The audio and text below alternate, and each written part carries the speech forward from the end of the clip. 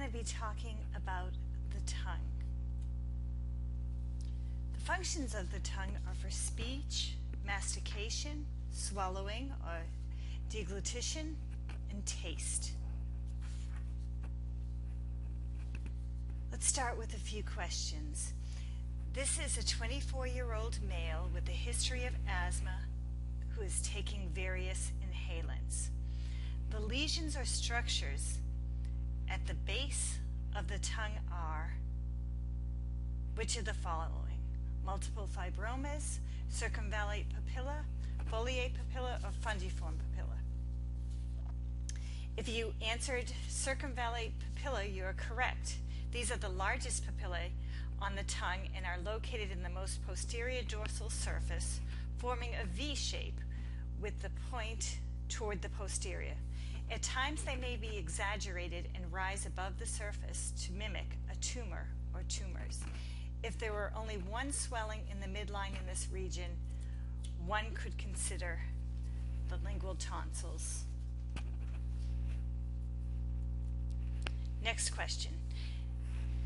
The condition noted on this patient's tongue, talking about the lateral surfaces here, is consistent with which of the following? Multiple fibromas, macroglossia, nervous habit, or both? B, macroglossia and a nervous habit. If you answered D for B and C, you'd be correct. The tongue is scalloped, which is a sign, could be a sign of macroglossia or large tongue. Frequently, it is also caused by a nervous habit of pressing the tongue against the teeth, causing the tongue occasionally to swell with edema and creating an impression with the lateral tongue of the embrasures of the space, the embrasure spaces of the teeth. There are many causes of macroglossia. Some are congenital and some are developmental. So this could be either macroglossia or a nervous habit. A little of both. Okay, these lesions are noted on an examination, and the patient now is asymptomatic but has noted a burning on eating spicy foods. What is your diagnosis? Geographic tongue, benign migratory glossitis, both or neither? More than likely this is geographic tongue, which is a very common condition. It's often associated with life stresses, common cold, any type of stress, and it's characterized by a loss of the filiform papilla, leaving reddened areas of atrophic tongue that at times can look like a map. When you eat, this can be very, very tender if you're eating spicy foods. Oftentimes with geographic tongue, you may see fissured tongue with it. Speaking of which, here we are. This lingual condition may be associated with bad breath and is characterized as fissured or furrowed tongue, occurring coincidentally with geographic tongue, both or neither. I actually, unfortunately, I answered the question as far as it's a fissured or furrowed tongue. The grooves tend to appear and get deeper and more prominent with age, and half the time the patient has geographic tongue as well. If there is ulceration at the base, it is a true fissure with necrotic debris. So debris can get embedded in these fissures and can cause some discomfort. This is usually considered just a normal condition of the tongue, but it is noteworthy. Other than explaining to your patient they should brush their tongue, there's really no other treatment for this. Okay, you will find that we talk about the tongue in both head and neck anatomy and in histology and embryology. So I'm not really going to talk about the different types of papilla you'd find, or papillae. That you'll be talking about, or you should have talked about already. But there is some crossover, so I will expect that you will know the foliate papilla are on the sides of the tongue and so forth. So if we were to talk about the apex of the tongue, we're talking about the tip of the tongue. The body makes up the bulk of the tongue. and this is usually visible by a simple inspection. And then there's the base, or the root of the tongue, which is the posterior third of the tongue. This is located in the pharynx, and really the only way to see this is with indirect vision using your mouth mirror. Remember that it's a very common site for oral cancer, so you really want to make sure that you visually inspect it as well as palpate the area. Okay, again, here's the base of the tongue. Inspect with mirror and gauze. This is fixed to the hyoid bone. If you remember correctly, I mentioned the hyoid bone is also known as the skeleton for the tongue. It's also fixed to the soft palate, the pharynx, and the epiglottis. And again, here are all the different papillae. The lingual tonsils, which are part of the immune system, cover the surface of the root right back here. So it's posterior to the circumvallate papillae. They're knob-like masses of lymphoid tissue. This provides a defense mechanism for infection. It can become red and enlarged during infection. Here's just a beautiful picture of the tongue, but as you notice, here's the circumvallate papilla, which is, go back, and posterior to the circumvallate papilla is your lingual tonsil. Here's your foliate papilla. Here is just some anteriorly placed lingual tonsils. Again, it's part of your immune system. And during infection, you may find that these tonsils become enlarged.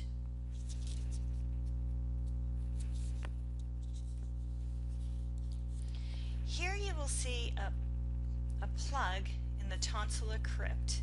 This is in the palatine tonsils. Remember that if you see a plug, this could be either bacterial or viral.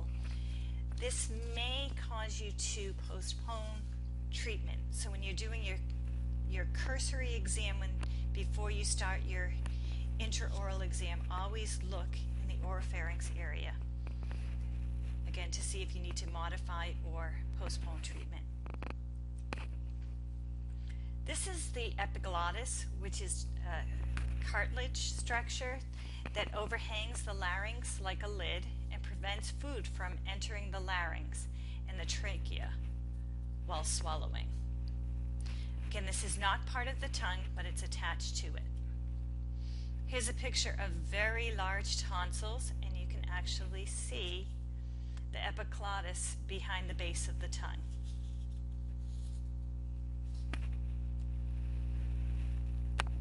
I believe you've already seen a picture of hairy tongue, which is just an overgrowth of the epithelium of filiform papilla, and this can be caused from medications because food can get entrapped there. It can cause discoloration as well as odor. Geographic tongue, we've already talked about. This is due to a loss of the epithelial covering of the filiform papilla. Remember, the filiform papilla is the velvet-like papilla around over the tongue. This leaves red, smooth, shiny areas on the body of the tongue. It may change size, shape, and location. So when you're looking at this intraorally and you see it, you're not going to note every area where there is the loss of the papilla, only because it changes every time. But you will note that there's geographic tongue, and you'd want to talk to your patient about spicy foods, etc. Keep in mind that the tongue can really tell you a lot about overall health, how somebody's feeling. If you look to your right, you see the strawberry tongue. It truly looks like a strawberry. And this is a common symptom of scarlet fever to see this. Now on the other side, we've already talked about the fissured tongue, which is a totally benign condition and is considered by most to be a variant of normal tongue architecture. Again, it's noteworthy. Food can become embedded in this and cause discomfort. And also this is common in people with Down syndrome. taste occurs, the tongue. The circumvallate papilla are the most commonly associated with your taste buds. Bedded on the sides of the circumvallate papilla is von Ebner's glands, which are responsible for taste. So these are special afferent nerves are responsible for the taste sensation. And the taste occurs when a chemical substance contacts a receptor cell in the taste bud.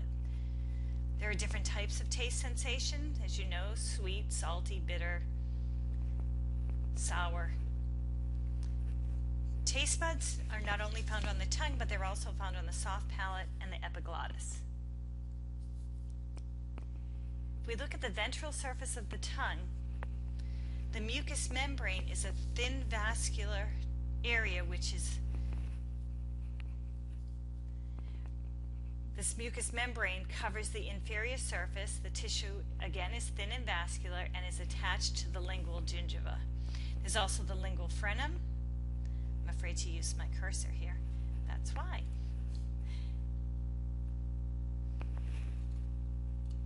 Sorry about that. So I'm just going to say lingual frenum. We're going to talk about it in a minute. Lingual veins, fimbriated folds, which mark the location of the deep lingual artery, which gives the blood supply to the tongue, sublingual caruncle, and the sublingual folds. So if we look at the fimbriated folds, I'm going to try this. We will find right here that these are irregular fringe folds of tissue that extend obliquely on either side of the midline. They shape of a V, and it marks the location of the deep lingual artery. The sublingual caruncle is a small fleshy prominence located just anterior to the frenum. Saliva from the submandibular and the sublingual glands enter the mouth here. Okay, I'm going to use this. It's right here. Now we have the sublingual folds. These are found under the tongue, extending from either side of the lingual frenum. These mark the site of the sublingual salivary gland. Here's a good picture of the frenum, although the frenum is a fold of mucous tissue. It attaches the tongue to the floor of the mouth. But in the pictures that are here, it is showing that the frenum may be located too close to the tip or maybe too short, which will limit tongue movement and may cause a speech impediment. It's also referred to as ankyloglossia. Remember, glossia would mean tongue.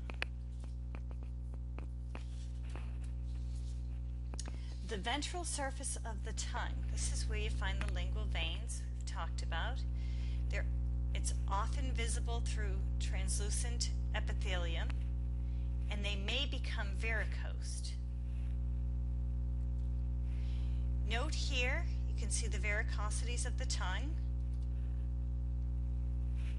It's really just noteworthy. It's perfectly normal when someone ages to get that. Now look at those mandibular anterior teeth. Wouldn't you just love to get a power-driven scaler on that? Or this is a good example of if you didn't have a power-driven scaler, which hopefully you would have, you could actually take your sickle and your anterior sickle and just get a lot of that calculus off before you use your more area-specific curettes. But again, power-driven. Okay, the blood supply of the tongue is from the lingual artery, which is a direct branch of the external carotid artery. Now, we saw in previous pictures the deep lingual vein. This is an area that can be easily punctured during tongue piercing. So it's something you really want to educate your patient about, because someone piercing a tongue may not know the anatomy of the tongue as well as he or she should. Let's talk about the nerve supply. The tongue contains nerve fibers for general sensation, which would be hot, cold, pain. These are general afferent. I'm going to exaggerate afferent and efferent to show the difference. Taste sensations, again, I had mentioned already, these are specialized afferent nerves. And then motor innervation, this is for the muscle movement. This is somatic efferent. So if we talk about efferent nerves, I think of efferent as equals exit. And I've gone ahead.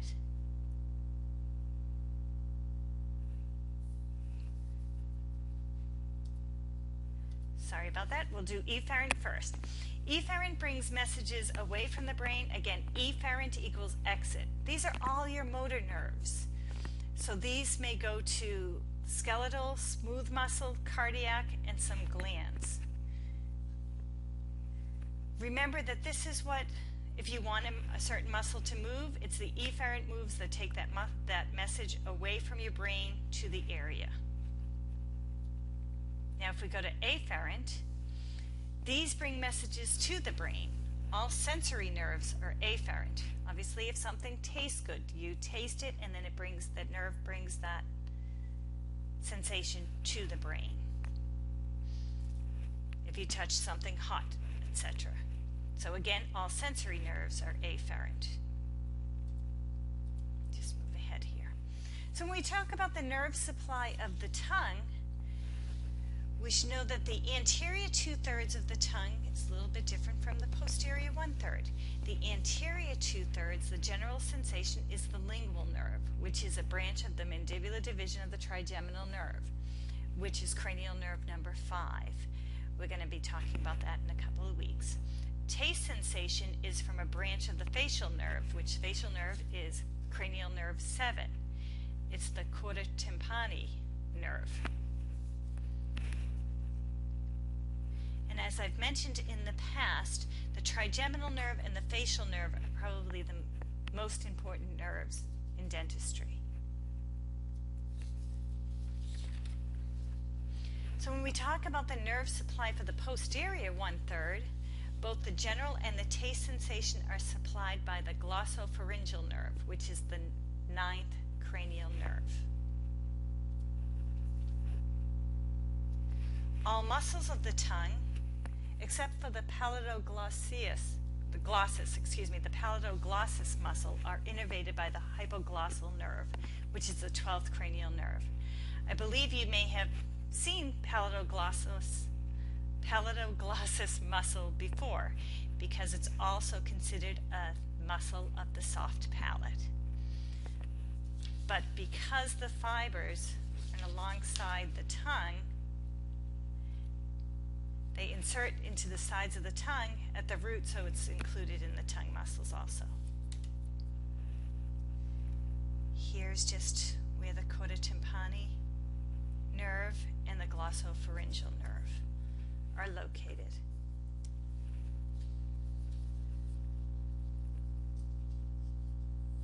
Okay, think about a person complains of being able to experience touch, pain, cold,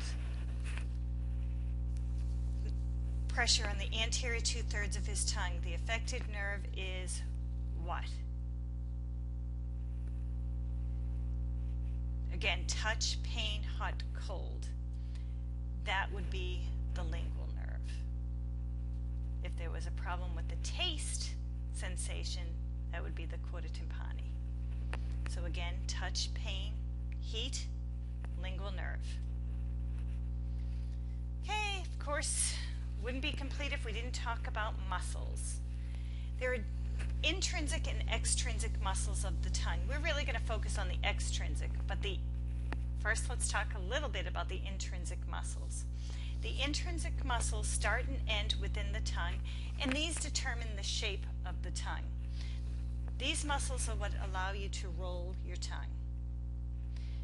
There are 4 groups of intrinsic muscles. Superior longitudinal, which turns the tip and sides upward. The transverse, which originate on the median septum and run laterally. The inferior longitudinal, together with the superior longitudinal, shorten the tongue. again, this muscle here, the inferior longitudinal, turns the tip and sides downward. The vertical, its action is to flatten and broaden the tongue. On an aside, my daughter must have an amazing vertical muscle. She can make her tongue very flat. Well, the intrinsic muscles are innervated by the hypoglossal nerve, which is cranial nerve 12.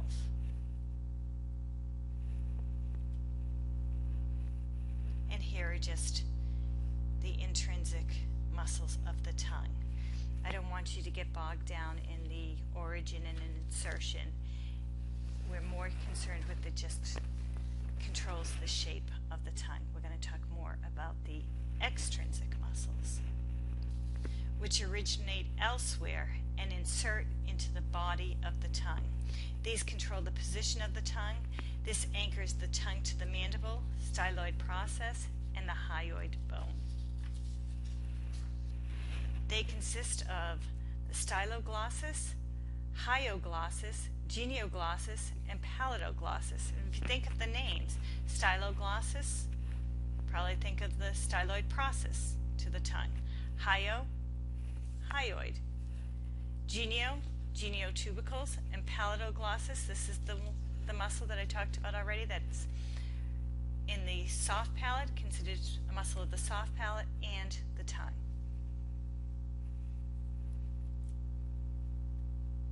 And there they are.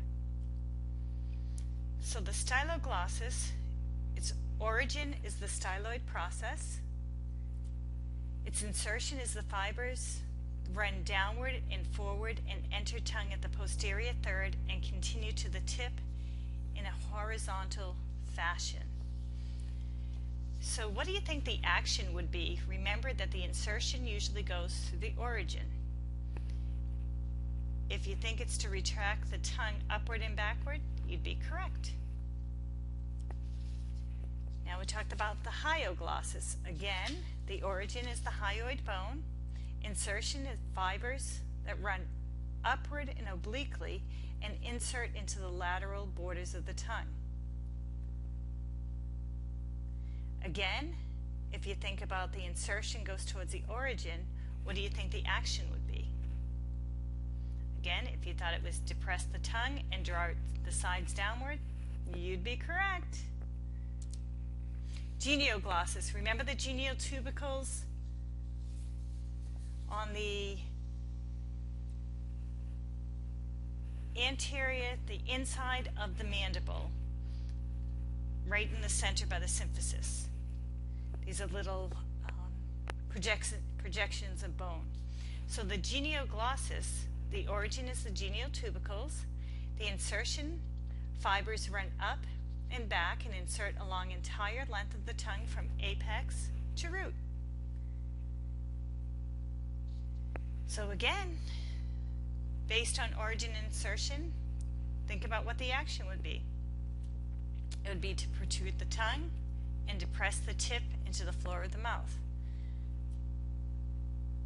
Gene Simmons of KISS, I think you may know him from a reality show, but he really has a great genioglossus muscle.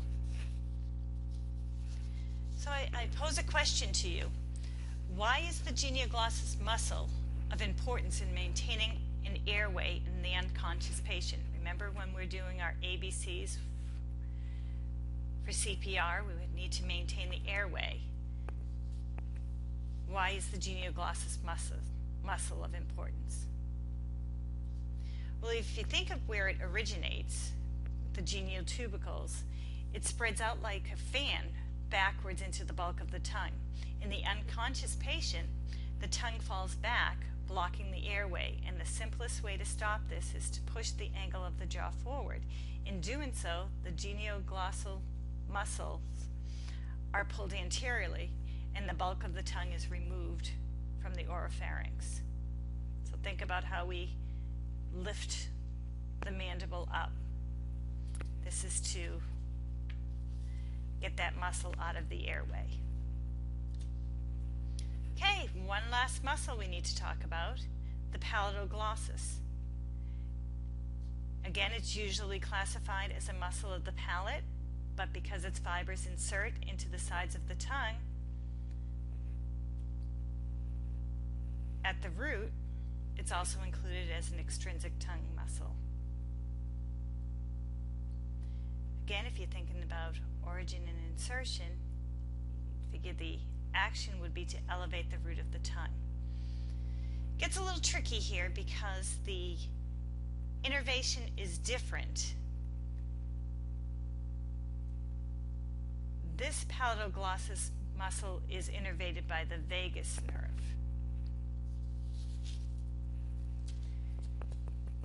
Okay. Here's a patient that you've instructed to stick your tongue straight out, and after you're perfectly clear that understands the instructions, sticks the tongue out and it deviates to one side. What might this indicate?